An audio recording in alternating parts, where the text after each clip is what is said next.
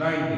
बात यहाँ पर ये आती है, अब ये जो चार्ज की वैल्यू है -1.6 माइनस 90 गुना, ये कैसा चार्ज है? इनडिविजिबल। ये इनडिविजिबल चार्ज है, इसको आप ब्रेक नहीं कर सकते हैं। चार्ज को सिंगल अमाउंट ऑफ चार्ज होगा, एक इलेक्ट्रॉन का चार्ज होगा। जब भी किसी ऑब्जेक्ट पर इलेक्ट्रॉन होगा तो वो सिंगल इलेक्ट्रॉन की फॉर्म में ही स्टोर होगा और इंटीजर मल्टीपल में वो स्टोर होगा।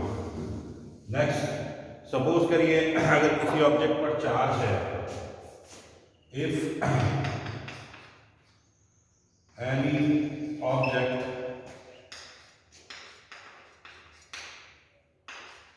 having charge q, that means q is equal to n into e. n is here integer multiple 1 2 3 4 and so on. n यहाँ पे क्या होगा? इंटीजर नंबर होगा। e क्या होगा? Value of electron is the value of single electron charge. किसी भी object पर जब चार्ज होगा तो वो नंबर ऑफ इलेक्ट्रॉन की फॉर्म होगी। अगर एक इलेक्ट्रॉन किसी ऑब्जेक्ट पर आता है, सपोज करिए ए और बी है, इसका इलेक्ट्रॉन इस पर जाएगा, एक इलेक्ट्रॉन इस पर जाएगा तो इसकी वैल्यू हो जाएगी चार्ज की +1.6 × और जो ऑब्जेक्ट गेन करेगा उसका चार्ज हो जाएगा -1.6। इस तरीके से ये जो चार्ज डोनेट करेगा ये नेगेटिव हो जाएगा और ये आपका पॉजिटिव हो जाएगा। ठीक है। चार्ज अगर हम बात करते हैं नेचर में, तो नेचर में in nature every atom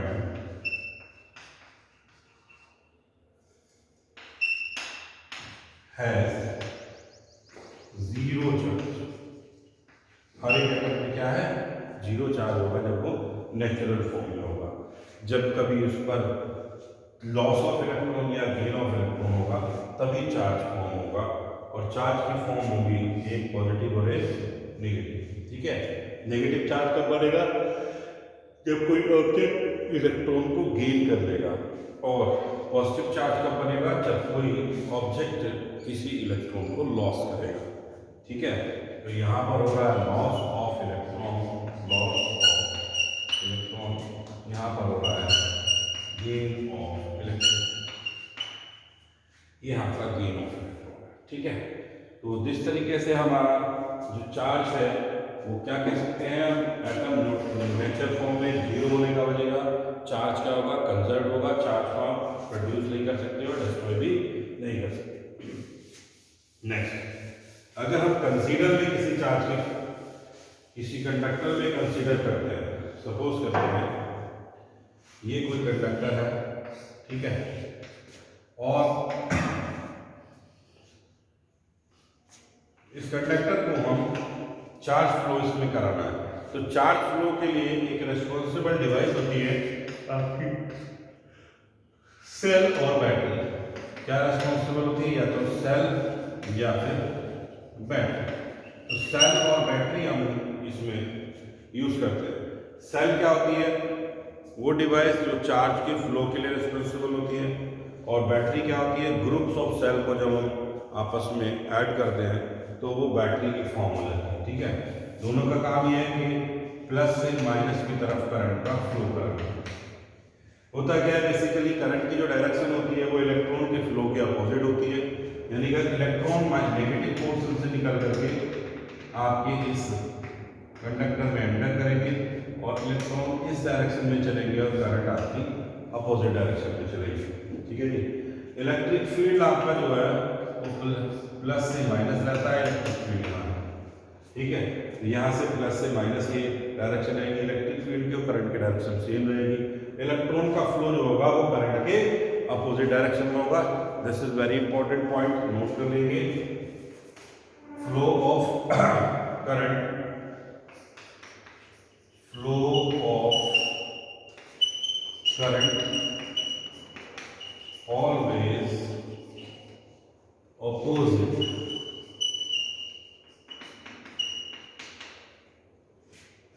of flow of charge. Charge means electron, charge के फ्लो के अपोजिट डायरेक्शन में आपका करंट का फ्लो रहेगा। इस तरीके से जब हम बात करते हैं तो हम आगे बढ़ते हैं तो हमारे पास एक ओम्स,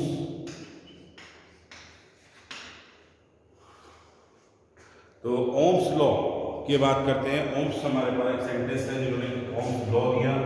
ओम्स लॉ में उन्होंने ये बताया है कि अगर हमारे पास किसी कंडक्टर में करंट फ्लो आई है और आपने किसी बैटरी या सेल से उस पर वोल्टेज दिया है तो पोटेंशियल वर्सेस करंट, यानी कि अगर हम यहाँ पर कोई एमीटर और एक वोल्ट मीटर का यूज़ करें, ठीक है जी, तो एमीटर और वोल्ट मीटर का यूज़ करने पर आप यहाँ पर एक वोल्ट मीटर यूज़ करिए और सिंगल में यहाँ पर आप एक एमीटर यूज़ करें।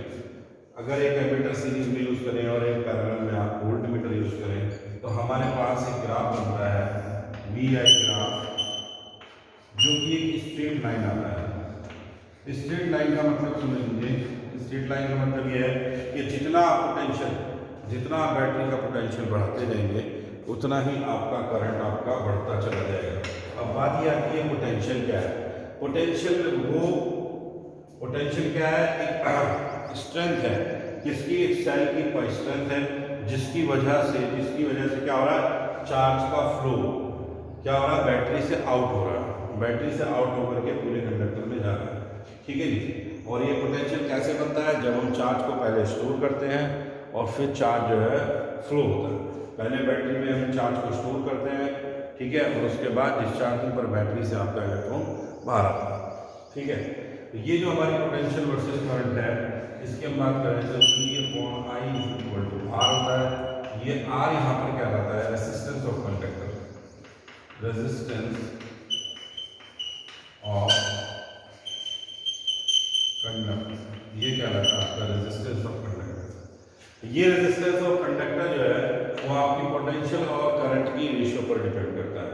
किस पर करता है, करंट और रेशियो पर डिपेंड करता है। अब आप बात करते हैं, ये जो रेशियो है ये आपका इंक्रीज भी हो सकता है, डिक्रीज भी हो सकता है, और आर भी इंक्रीज और डिक्रीज हो सकता है। तो डिपेंडेबल कंडीशन क्या होगी, यहाँ पर आप देख रहे हैं कंडक्टर के पास एक अपनी लेंथ होगी L, और एक आप कंडक्टर के पास नेचुरल फॉर्म है A। यहाँ पर क्या है, ये कहलाता है आपका cross section area, cross section area, और ये होगी आपकी लेंथ ऑफ कंडक्टर। तो लेंथ ऑफ कंडक्टर और क्रॉस सेक्शन एरिया पर ये रेजिस्टेंस कैसे वर्क करेगा, कैसे डिपेंड करेगा, R is depends upon direct proportional to length और indirect proportional to cross section.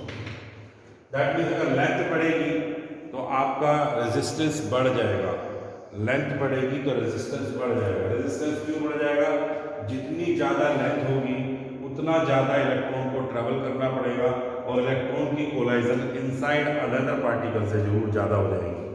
तो इस तरीके से आपका लेंथ बढ़ाने से रेजिस्टेंस बढ़ जाएगा। अगर हम क्या करते हैं, यहाँ पर क्रॉस सेक्शन एरिया को इंक्रीज कर देते हैं, तो क्रॉस सेक्शन एरिया चूंकि यहाँ पर इन्वर्स है तो क्रॉस सेक्शन एरिया को इंक्रीज करेंगे तो रेजिस्टेंस कम हो जाएगा। यानी कि अगर यहाँ पर वायर आप थिक यूज करेंगे तो रेजिस्टेंस कम होगा, और कोई थिन वायर यूज करेंगे तो उसका रेजिस्टेंस ज़्यादा होगा, ठीक है। एक क्वेश्चन पे आता है कई बार पेपर में कि why we use thick wire to reduce the resistance, तो उसका आंसर होता है जितना वायर थिक होगा उसका क्रॉस सेक्शन एरिया उतना ज़्यादा होगा, और आपका रेजिस्टेंस भी इन्वर्स डिपेंड करता है, तो आपका जो रेजिस्टेंस होगा थिक वायर का वो रिड्यूस हो जाएगा, थिन वायर में क्या होगा वो इंक्रीज होगा। तो R is depend upon length and R is inversely depend upon cross section area. Next बात करते हैं, ये जो हमारी लेंथ है उस पर डिपेंड कर रहा है। अगर सपोज करिए हम वायर की लेंथ को डबल कर दें तो रेजिस्टेंस कितना हो जाएगा, डबल हो जाएगा। लेकिन अगर हम क्रॉस सेक्शन एरिया को डबल करते हैं तो हमारा रेजिस्टेंस क्या होगा, हाफ हो जाएगा। तो क्यों ऐसा हो रहा है? क्योंकि ये डायरेक्टली डिपेंड कर रहा है, जितनी आप लेंथ बढ़ाएंगे उतना आपका रेजिस्टेंस बढ़ेगा। यहाँ इनवर्स लॉ में आप जितना क्रॉस सेक्शन एरिया बढ़ाएंगे उतना आपका रेजिस्टेंस जो है वो रिड्यूस हो जाएगा, डिक्रीज होता जाएगा। अब ये जो स्ट्रेट लाइन आपको शो कर रही है, इसी स्ट्रेट लाइन का एक्सपेरिमेंट ओम्स ने किया और तब जाकर के ओम्स ने बताया कि पोटेंशियल वर्सेस करंट, एक पोटेंशियल जो है वो किसी भी कंडक्टर के लिए जब उस पर हम कोई वोल्टेज अप्लाई करते हैं, कोई बैटरी या सेल से वोल्टेज यूज करते हैं तो ये बनती है। अब इसके बाद हम थोड़ी सी डिस्कस कर लेते हैं ये जो पोटेंशियल है, ये पोटेंशियल क्या होता है, ठीक है। सिंगल पोटेंशियल क्या होती है, पोटेंशियल डिफरेंस क्या होता है, इसको भी थोड़ा सा डिस्कस कर लेते हैं। तो पोटेंशियल क्या है, पोटेंशियल होता क्या है कि अगर हम कोई चार्ज जो कि कहीं इंफिनिटी पे रखा हुआ है, किसी इंफिनिटी पे रखे हुए चार्ज को हम कहीं किसी पॉइंट पर लाएंगे, या किसी पॉइंट पर लाने का मतलब हम उसको स्टोर करेंगे तो हमें एक्सटर्नल वर्क करना पड़ेगा।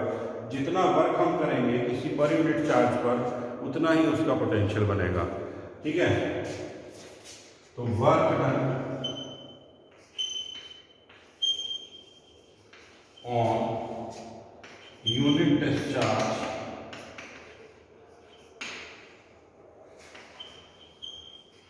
to store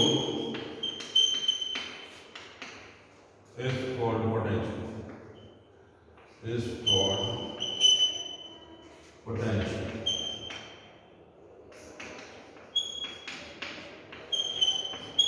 From infinity, infinity point मतलब आउटसाइड पॉइंट, infinity पॉइंट क्या आता है, तो हमारा जो v बनेगा ये होगा एक्सटर्नल वर्क डन किसी यूनिट टेस्ट चार्ज पर, जहाँ पर यूनिट टेस्ट चार्ज किसी इन्फिनिटी पॉइंट पर है और उसको हम यहाँ पर वैल्यू दे रहे हैं। तो इन्फिनिटी पर अगर हम बात करते हैं किसी पोटेंशियल की, तो इन्फिनिटी पर पोटेंशियल हमारे क्या होती है, इन्फिनिटी पर पोटेंशियल हो जाती है 0, ठीक है। और अगर हम किसी पॉइंट की बात करते हैं तो एट पॉइंट